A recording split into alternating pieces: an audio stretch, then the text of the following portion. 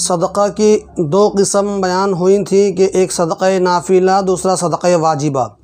और सदक़ा वाजिबा में ज़कात, सदक़ा फ़ित्र और नज़र, ये तीन किस्म के अमवाल हैं और इनको मुसलमान में ख़र्च किया जाएगा, सिर्फ़ गरीब और यतीम पर, मालदारों पर नहीं, गैर मुस्लिम पर नहीं, किसी मसाजिद और मदारिस की तामीर पर नहीं, बल्कि किसी और रिफाही काम में भी, किसी नेक काम में भी ये पैसे ख़र्च नहीं किए जाएंगे। सिर्फ़ और सिर्फ़ ये मुसलमान गुरबा का हक़ है। और ज़कात, सवाल यह है कि किन अमवाल पर ज़कात वाजिब है। जवाब यह है कि 5 किस्म के अमवाल पर ज़कात वाजिब है। नंबर 1 ऊँट पर, नंबर 2 गाय, भैंस, बैल वग़ैरह पर, नंबर 3 बकरी, भेड़ वग़ैरह पर, नंबर 4 पैदावार पर, नंबर 5 सोना चांदी, करेंसी, माल तिजारत, पैसे पर। ये सब एक जिन्स के हैं। अब पहले 4 किस्म के अमवाल, चूँकि हमारे इलाके में वो ज़कात के जो शराइत हैं, जो कंडीशंस हैं, वो यहाँ नहीं पाए जाते, इसलिए उसको हम बयान नहीं करेंगे। हम आते हैं आम तौर से आम तौर से जिस वजह से ज़कात हमारे ऊपर आम मुआशरे में फ़र्ज़ होती है, उस माल पर मुज़ाकरा करें। और पहले ये बात जान लें कि असल माल सोना और चांदी है। शरीयत ने, इस्लाम ने सोने और चांदी को ही कसौटी बनाया है और वही असल माल है। पूरी दुनिया आज उसी को माल मानती है। अब हीरे मोती ये इस्लाम में माल नहीं, कि अगर किसी के पास करोड़ों रुपए के हीरे हैं मगर घर में रखे हुए हैं, तिजारत की गर्ज से नहीं, तिजारत का अगर होगा तो माल नामी हो जाएगा। माल नामी किसे कहते हैं हम आगे बयान कर रहे हैं। तो अगर किसी के पास सोने चांदी नहीं, सिर्फ अगर हीरे, करोड़ों रुपए के हीरे हैं, तो उस पर ज़कात नहीं है, चूँकि इस्लाम ने उसको माल नहीं माना है। शरीयत में ढेला पत्थर और हीरा सब बराबर है। जब ढेले पत्थर पर ज़कात होगी तब हीरे और जवाहरात पर ज़कात होगी। ये बात याद रहनी चाहिए कि जो नोट है ये भी असल माल नहीं है, ये भी एक कागज़ का नोट है। इसमें गवर्नमेंट और सरकार की तरफ से वादा है कि इसमें हम वादा लेते हैं 1000 रुपये, 500 रुपये, 100 रुपये की। इस बुनियाद पर माल का बदल है और माल का दर्जा दिया गया है। वरना फ़ी नफ़सी असल माल सोने चांदी है जो रिज़र्व बैंकों में रहता है, उसी एतबार से नोट छपते हैं।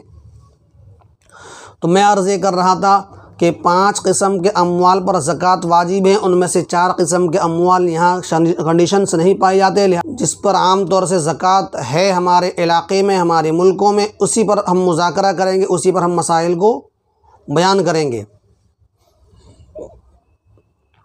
अब सवाल ये है कि ज़कात किस पर वाजिब है, कितने माल पर वाजिब है। जवाब ये है, ज़कात उस मुसलमान पर वाजिब और फ़र्ज़ है जो शख्स शरीयत में साहिब निसाब हो, यानी निसाब कामिल का मालिक हो। सवाल यह है कि निसाब क्या चीज़ है। जवाब ये है कि जिस शख्स के पास 7.5 तोला सोना है या 52.5 तोला चांदी है, पुराने वज़न के एतबार से, अब चूँकि तोला ख़त्म हो गया है, अब भरी का ज़माना है, लिहाजा आज के ज़माने के एतबार से जिस शख्स के पास 612 ग्राम चांदी या 87.5 ग्राम सोना है, वो शख्स शरीयत में मालदार है। यहाँ और एक बात वजाहत करते चलूँ, सोने का निसाब अलग है, चांदी का निसाब अलग है। ये उस वक्त है जब सिर्फ़ किसी के पास सोना है, सिर्फ़ किसी के पास चांदी है, इनके अलावा यानी सोने के साथ कुछ रुपया नहीं है, हत्ता कि 1 रुपया भी नहीं है, 1 ग्राम चांदी भी नहीं है, तब इस सूरत में जमहूर कहते हैं सोने का निसाब अलग है और चांदी का निसाब अलग है। और कुछ उलमा का कहना है कि नहीं, सोने को चांदी में कन्वर्ट कर दिया जाएगा और चांदी को मेयार करार दिया जाएगा। ये कोई बड़ा इख्तलाफ नहीं है, क्योंकि आज के ज़माने में कोई ऐसा इंसान नहीं है कि उसके पास सोना हो और उसके पास 1 रुपया भी ना हो, सोना हो ज़र्रा बराबर चांदी भी ना हो। तो उस सूरत में जमहूर भी कहते हैं कि उस सूरत में वो चांदी में कन्वर्ट कर लिया जाएगा। अब अगर किसी के पास 1 भरी सोना है, 1 भरी चांदी है, क्या उस पर ज़कात वाजिब है? आम तौर से औरतों के जहन में ये है कि हम 7.5 तोला सोना हमारे पास नहीं है, 52.5 तोला चांदी हमारे पास नहीं है, इसलिए हम पर ज़कात नहीं है। एक गलत फहमी की शिकार में हमारी औरतें मुबतला हैं। यहाँ मैं पहले ही बता चुका हूँ कि उलमा का कहना है कि सोने को चांदी में कन्वर्ट कर दिया जाएगा, और जमहूर उलमा का कहना है कि अगर सोने के साथ कुछ भी है, चाहे 1 रुपया है या ज़र्रा बराबर चांदी है, चाहे वो कैश की शक्ल में पैसा है या बैंक बैलेंस में हो, तो उस सूरत में भी वो चांदी में कन्वर्ट कर दिया जाएगा। चूँकि ज़कात का मकसद गुरबा का नफ़ा, गुरबा को फ़ायदा पहुँचाना है, तो इस सूरत में सोने को चांदी में कन्वर्ट करने में ही गुरबा का फ़ायदा है। और 612 ग्राम चांदी ये मेयार और कसौटी है, क़यामत तक के लिए कसौटी है। जिस ज़माने में जैसे भाव होता वो रेट बढ़ता घटता रहेगा, मगर कसौटी वही 612 ग्राम चांदी है। उसकी कीमत जो मार्केट में होगी, अगर कोई शख्स उतने माल का मालिक है तो उस सूरत में शरीयत में वो मालदार है। अब किसी के पास 1 भरी सोना है, 1 भरी चांदी है और कुछ पैसे हैं और कुछ तिजारत के छोटे मोटे दुकान हैं, शॉप है, तो उन सब को मिलाने के बाद मार्केट से उसकी इतनी कीमत होती है कि 612 ग्राम चांदी की कीमत वो पहुंच जाती है, तो लिहाजा शरीयत में वो मालदार है। अब रही बात ज़कात के वाजिब होने के लिए सिर्फ़ मालदार होना काफ़ी नहीं है, और भी कुछ कंडीशन है और भी कुछ शराइत है। पहली शर्त है कि वो साहिब निसाब हो, दूसरी शर्त है कि वो माल उसकी ज़रूरत से ज़ायद हो, यानी ज़रूरत असलिया जो ज़िंदगी की रोज़मर्रा की ज़रूरत है, उसके बग़ैर इंसान की ज़िंदगी का कोई चारा नहीं है, तो यानी इंसानी ज़िंदगी का एक हिस्सा बन गया, ज़रूरत असलिया उससे ज़ायद हो। तीसरी शर्त यह है कि वो माल नामी हो, यानी माल बढ़ने वाला हो। ये शर्त याद रखनी चाहिए, माल बढ़ने वाले, माल नामी होना चाहिए, माल बढ़ने की सलाहियत होनी चाहिए। चौथी शर्त यह है कि उस पर 1 साल गुज़र गया हो। ये 4 कंडीशन पाए जाएंगे। मालदार होने के बाद 3 शराइत पाए जाएंगे तो उस पर ज़कात वाजिब है। देखिए, साहिब निसाब का होना, यानी 612 ग्राम चांदी का मालिक होना या उतने उसकी कीमत का मालिक होना।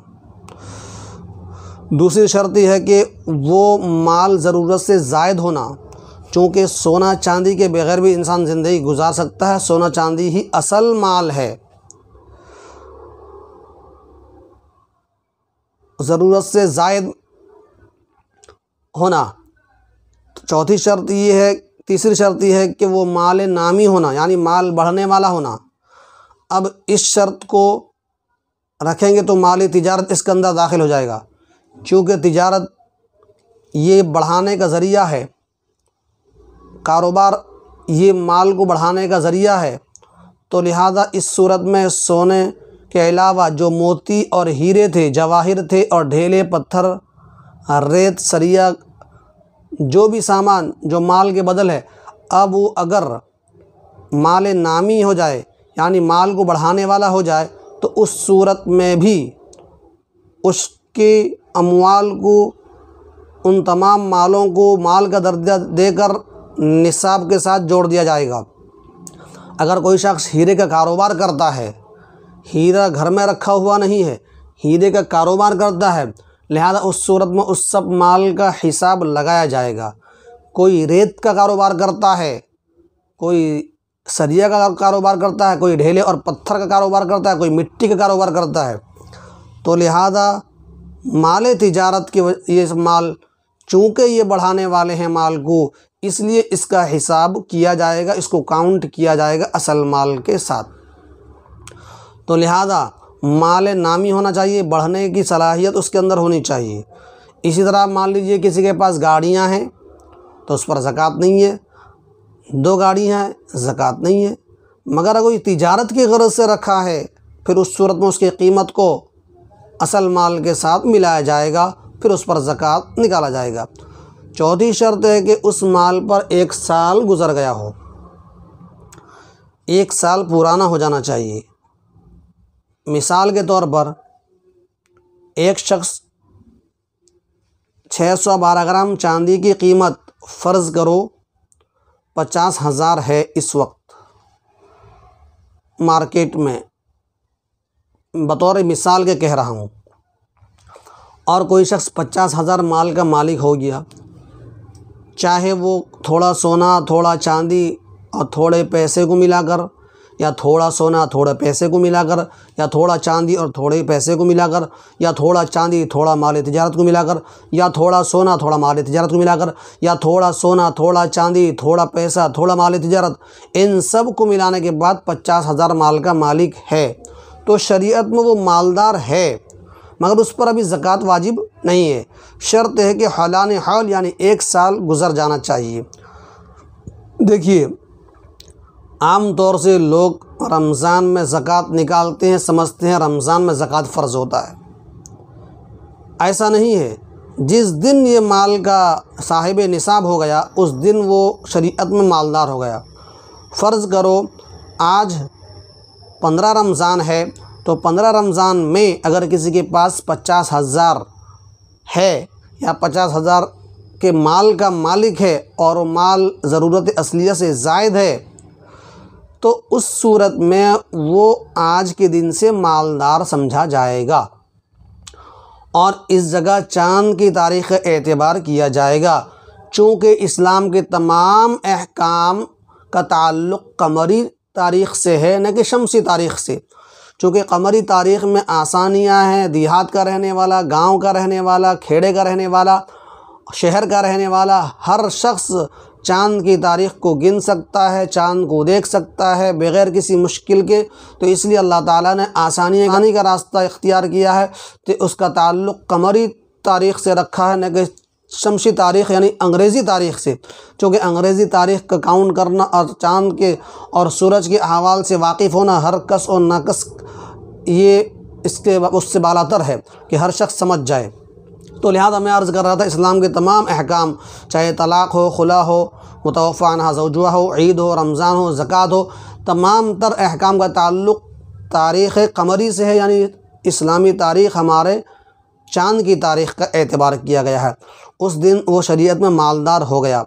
फ़र्ज़ करो 15 रमज़ान में एक शख्स मालदार हुआ, तो दरमियान में 2 लाख हुआ, 5 लाख हुआ, 3 लाख हुआ, बढ़ता रहा घटता रहा, उसका कोई एतबार नहीं होगा। जब देखेंगे आइंदा साल रमज़ान में वो 50,000 माल का मालिक है या उससे ज़्यादा का है, तो उस सूरत में उस पर ज़कात वाजिब है। अलबत्ता अगर 14 रमज़ान में उसके पास 49,999 रुपया हो गया, 1 रुपया कम है, कब 15 रमज़ान आइंदा साल, उससे पहले, तो सूरत में ज़कात नहीं है।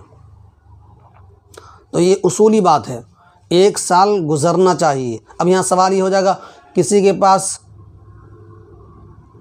10 लाख का कोई मालिक था और आइंदा साल रमज़ान से पहले 15 रमज़ान से पहले एक घर ख़रीद लिया, एक कार ख़रीद ली, तो लिहाजा उस सूरत में ज़कात वाजिब नहीं। तो इसलिए 1 साल का गुज़रना भी शर्त है।